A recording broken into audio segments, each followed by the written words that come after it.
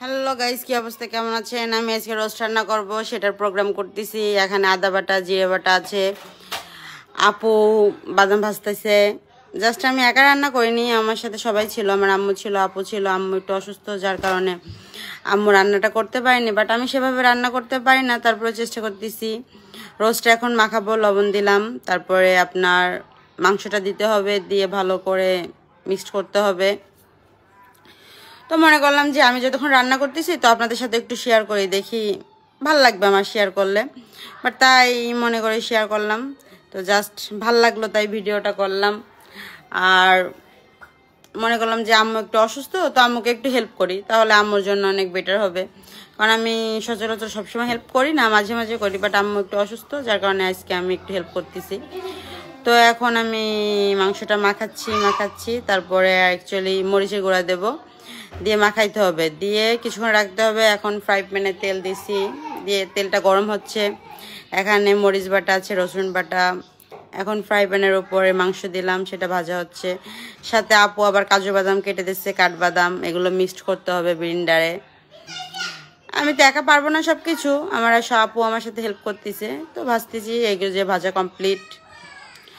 তো এখন কড়াইটা দিছি, গরম হচ্ছে। তারপরে তো এই আর কি, তেল দিয়ে দিলাম। এখন এই যে মশলাগুলো ঢালতেছি, তেল দিচ্ছি, দিয়ে এখন মশলাগুলো ভালো করে ভুনবো। বাট আমার রান্না অত বেশি ভালো না, আবার কেমন আমি জানি না। বাট যারা খাবে তারা বলবে যে কেমন। নিজের রান্না তো এখনও রান্না করি না, অনেক দিন পরে আসলাম। এখন এগুলো মিক্সড করা হয়ে গেছিলো, সেগুলো আর কি দিলাম।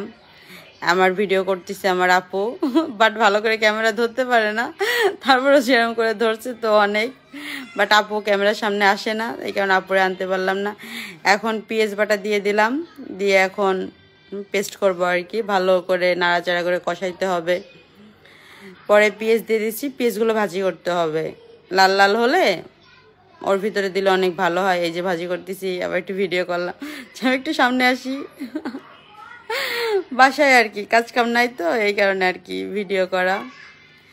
তো এই যে কষানো হয়ে যাচ্ছে, কালারটা অনেক সুন্দর হয়েছে। বাট এখন রোস্টের মশলাটা দিয়ে দিলাম। এই যে হচ্ছে ওহ সেই সুন্দর কালার হয়েছে। এখন রোস্টগুলো আস্তে আস্তে দিয়ে দিচ্ছি ভিতরে। কি আপনাদের কি লোভ লাগছে? তাহলে আমার বাসায় চলে আসেন, আপনাদের সবার দাওয়াত দেওয়া হলো, আপনারা সবাই চলে আসবেন। এই যে কষানো হয়ে গেছে, এই রান্না প্রায় শেষ। এখন দুধ দেব, দুধ গোলায় রাখছিল আপু। এখন ওর ভিতরে দুধ দিলে একটু ভালো লাগবে, আরও বেশি সুন্দর লাগবে ফ্লেভারটা। এই করে আম্মু দেখা দিচ্ছে আর আমি করতেছি। বাট অ্যাকচুয়ালি প্ল্যানটা আমার ছিল না, আমি এত সুন্দর করে রান্না করতে পারি না। আমার আম্মু দেখা দিচ্ছে, আমি করতেছি। পরে পানিটা গরম করতেছি, যে রোস্টের পানি ঠান্ডা পানি দিলে রোস্টটা মানে কীরকম জানি হয়ে যায়। আমার আম্মু বললো, এই কারণে গরম পানি দিলাম। তো আম্মু যেভাবে বলতেছে আমি সেভাবে করতেছি। এই যে রান্না শেষ, কমপ্লিট। তো কেমন হয়েছে সবাই কমেন্টস করে জানাবেন। বাট জানি ভালো হয় না, তারপরে চেষ্টা করছি রান্না করার জন্য, আপনাদের সাথে শেয়ার করার জন্য। Thank you.